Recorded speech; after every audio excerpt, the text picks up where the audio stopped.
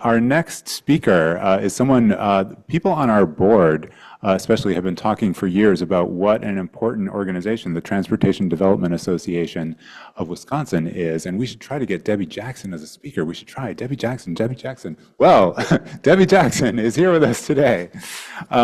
She became executive director of the Transportation Development Association of Wisconsin after more than 15 years with the organization.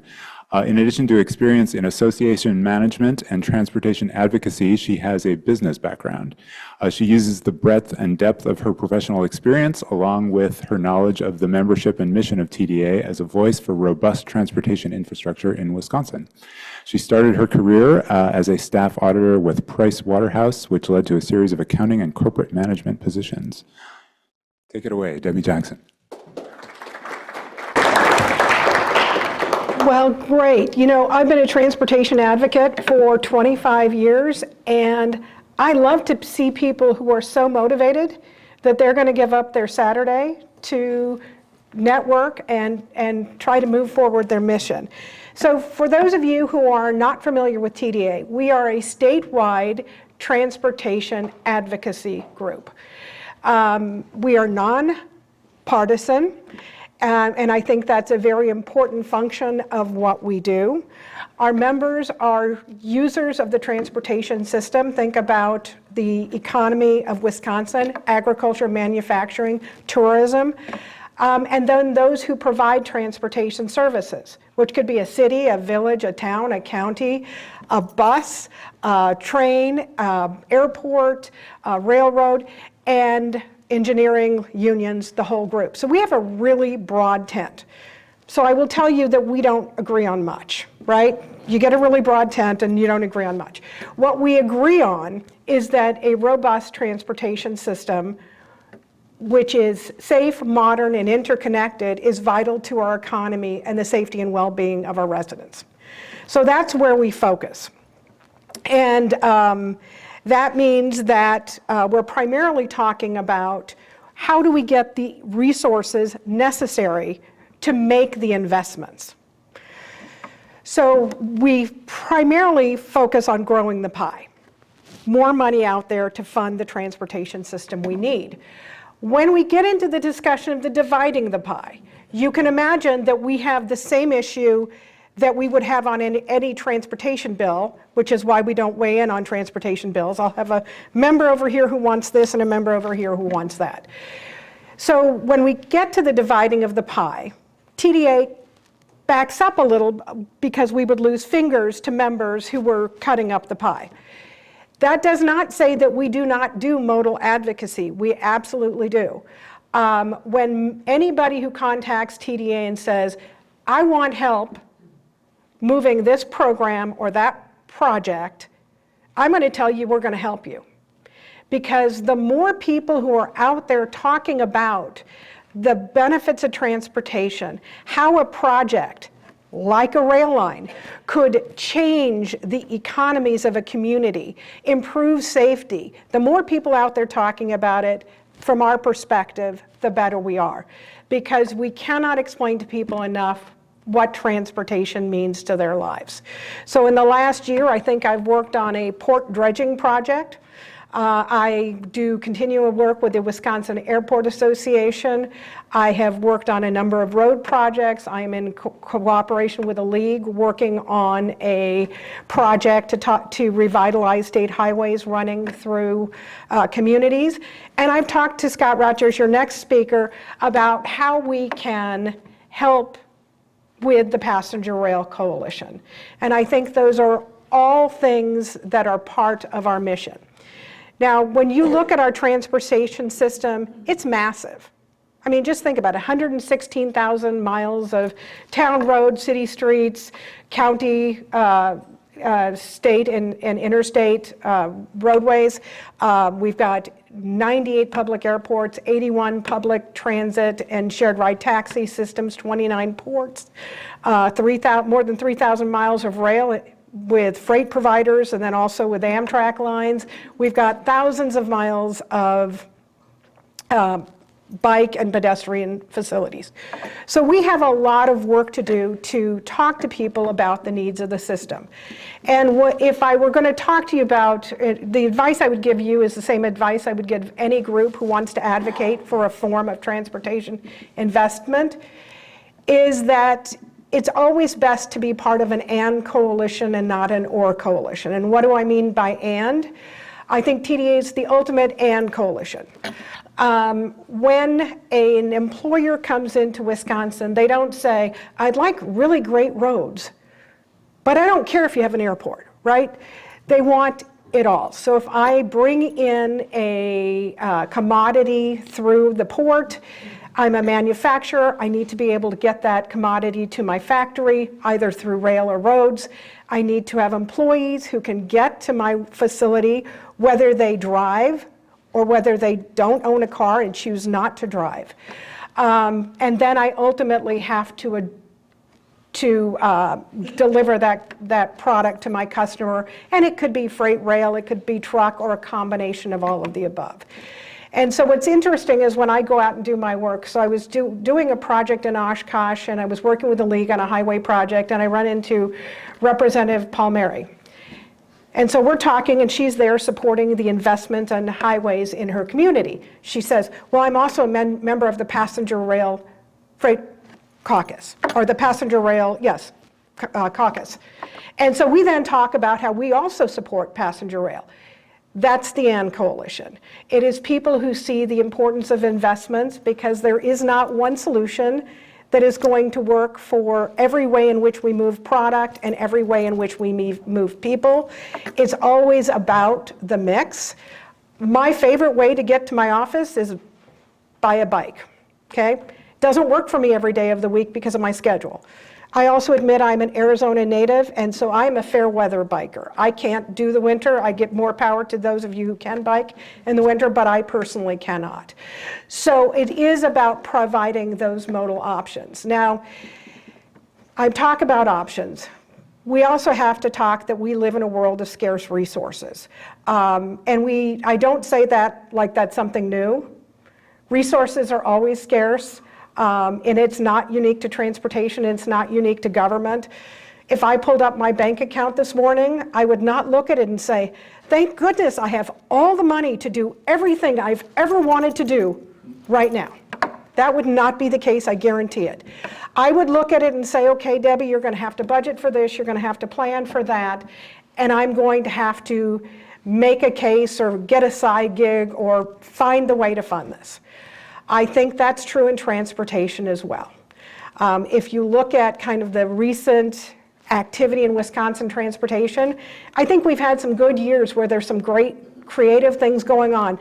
Borealis, we had a lot of grant opportunities to do some cool multimodal things. The last year has been a little challenging, let's be honest. A lot of those grants have now been kind of turned upside down. We've removed some of the multimodal components with a new administration's priority. We have some grants that are still possibly not going to happen because of the change in priorities, and we're managing through that. So as we look forward, I think federal funding is something that we're going to have to work on together. I don't think it's guaranteed what it's going to look like going forward. Our surface reauthorization expires in September of next year. What is the federal government going to do? Are they going to be able to do anything? I just should ask that as we're sitting in the middle of a shutdown. But it would not be unusual for them to go well past the reauthorization deadline. They have in most reauthorizations anywhere from 6 months to 3 years. And so we do have to understand that, that's something we're going to need to work on together. And that's going to have a huge impact on our state's ability to fund transportation across the board, not just passenger rail. We also have state funding challenges. We have significantly used general purpose revenues, which are the sales tax and the income tax, to fund transportation in the last 2 budgets, which works really well if you have a historic surplus. If you don't have a historic surplus, it becomes challenging. So we had a one-time infusion of general purpose revenues in this budget, $580 million, which means we start the next biennium with a $580 million hole, right? So we do have some challenges to work on. So what I would say to you is, the larger transportation coalition, we started our discussion about the budget the day after this budget was signed. I would encourage you guys to do the same thing. We have an opportunity in an election year to make our issues known to candidates, to legislators, to bring more people into the fold, to have them understand what our challenges are and get them involved in the process. I think that you guys have I love the idea of the Passenger Rail Caucus. I think that's outstanding. Scott Rogers has worked on a businesses for passenger rail. I think that could be a transformative idea, because when you have a legislature that is primarily Republican, and again, I'm not partisan, I'm just talking about the politics because I think it helps illustrate the point. The business community and how they feel about certain things is really helpful. So if they see passenger rail as bringing tourists, as the mayor talked about this morning, about connecting economic corridors. City of Racine in the group down there is now working on what used to be the old KRM, but is now MARC. Again, how do we connect major economic centers so that we can leverage the assets that we have to be a Midwest powerhouse?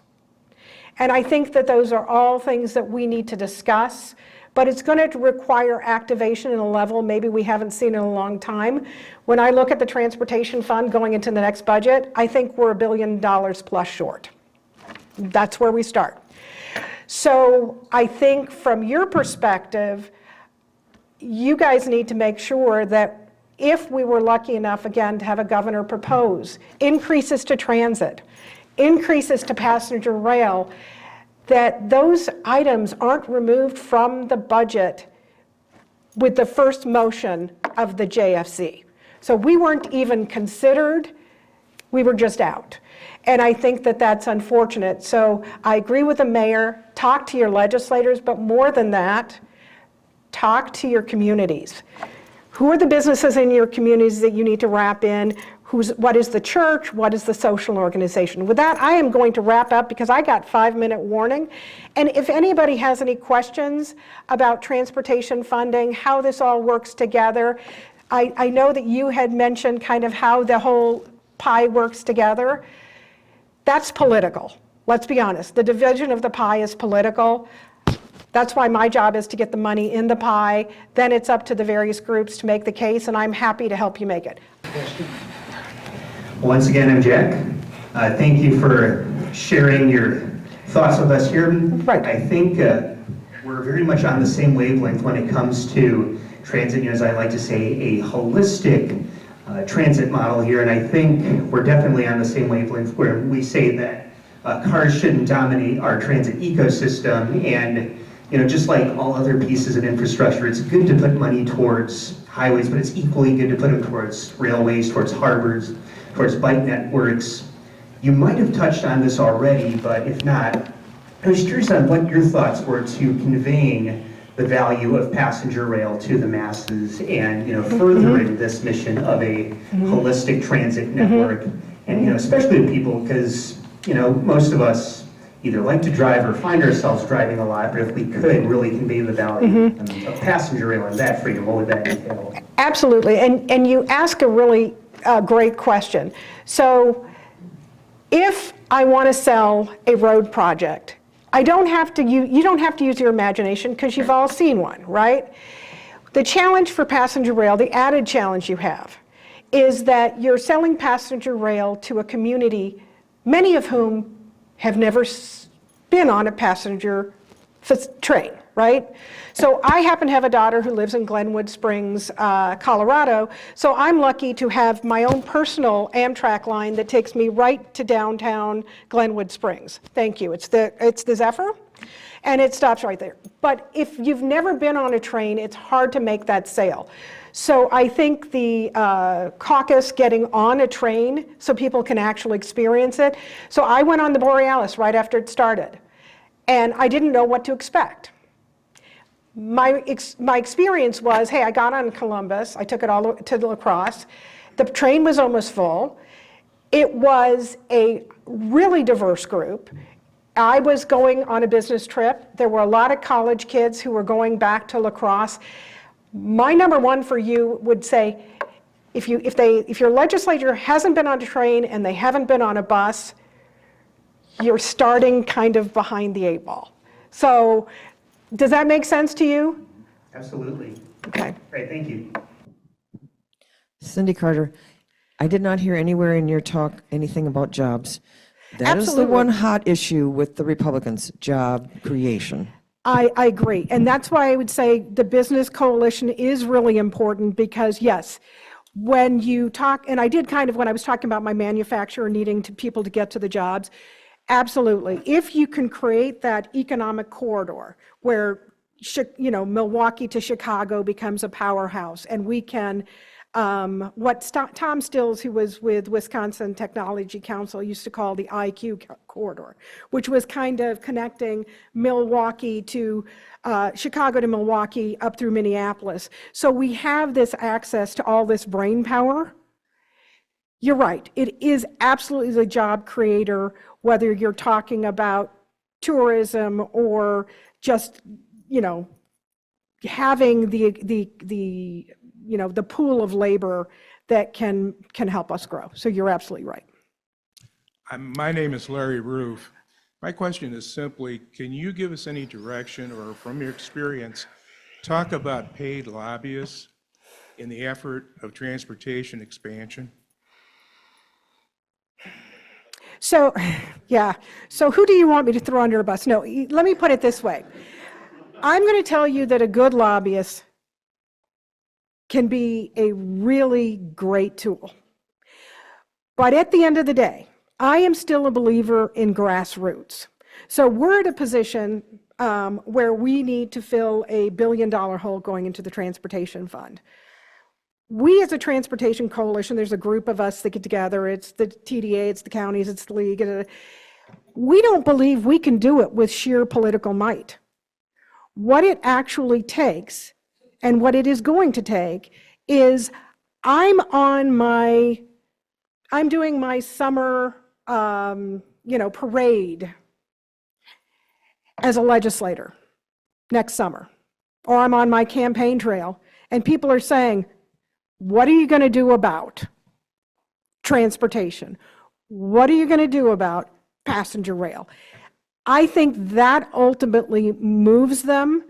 A lobbyist can help, but if the legislature who their knee-jerk, and I shouldn't say that, knee-jerk is negative, their response to the governor's proposal, again, if you look at the transportation proposal, almost everything in it is very close to the governor's. The exception would be transit and passenger rail. If their first response is to just take out passenger rail, I think we really need the grassroots, the businesses to weigh in to say, hey, we really think that at the very least, you should educate yourself on these issues. You should evaluate the proposals. You should understand the impact of taking $17 million out of the budget, which was removing the bus as part of the service before you do it. That's our ask, right? That's the littlest of asks, right? John Parkin, driving yesterday, I heard that we have a $4 billion surplus in Wisconsin. Should we go after that? You and everybody else. So here's the thing. So we had, in the budget before last, we had a $7 billion surplus. We then had a $4 billion going into this time. If we still have a surplus going into next time, okay, I would say yes. And again, at that point, they'll probably give transportation another helping of general fund dollars, which is great, but it doesn't solve the underlying problem. It just delays it. Because if you've got passenger rail, you do have some expenses that are one time, right? But you also have ongoing revenue. So the mayor was talking here, hey, we're going to need some state funding. She's probably going to need it for capital, but she's going to need it for operational. One-time surplus funds aren't going to help you with the ongoing. So I certainly would ask for it, and I think that that would be an option. But there's going to be a lot of people looking for that money. And if the economy turns down, that surplus could be gone in a snap of a finger if we have a recession. And again, that's not a political comment. That is just the fact for those of you who have gray hair like I do. If you've been around long enough, you've seen the economy be good and you've seen the economy not so good. So, thanks guys, it was a lot of fun.